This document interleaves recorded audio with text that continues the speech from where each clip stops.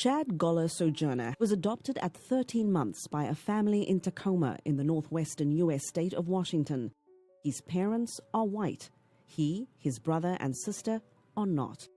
He felt a big disconnect between his white upbringing and how he felt perceived by others. I was this black boy who didn't want to be black. From an identity standpoint, I identified with the people around me. You know, with transracial adoptees, your first identification is that of your surroundings. Black people scared me.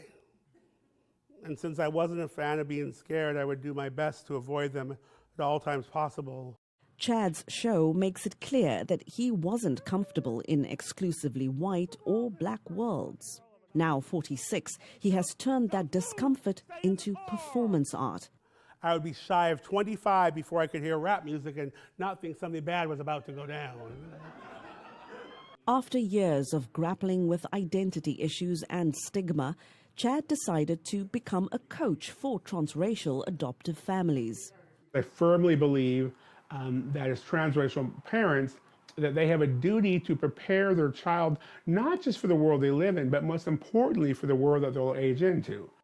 April and Andrew Rauch adopted 2 black children, Ophelia and Guion, before getting pregnant with Henrique. I thought that we were prepared to parent children of color, but I remember that the very first thing that really rocked our world was Trayvon Martin. Because I remember that photo that was released of him in his hoodie that looked so much like you. And we took you kids to the march here in Seattle. And that just rocked my world. That could have been you guys. 17-year-old Trayvon Martin was shot dead one evening in 2012 as he walked to his father's home in Central Florida. The shooter, a neighborhood watch captain, was acquitted of a second-degree murder charge. Trayvon's case sparked nationwide rallies for racial justice. Are you worried about your brother? Yeah. I just don't want him to get hurt because of the way he looks, because he's my brother. Chad also wanted to know more about his biological family. A few years ago, he finally tracked down his birth mother's sister.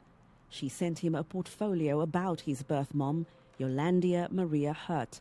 She was an actress and had died in 2011. It was very interesting to see for the first time at 44 somebody who looked like me, and then to end up in the same profession as she did was just crazy, you know. His birth mother's memorabilia helped Chad better understand his identity. Now, when counseling adoptive families, he emphasizes the need to preserve ties to a child's pre-adoption life. A lot of people forget that adoptees have a story before they come to you. Whatever it is, that we have our own story. And this was my story. To know that I could run my fingers over here, and although she's deceased, I'm actually touching my mother, not metaphorically, but really. And so certainly that is something beyond what I ever thought possible.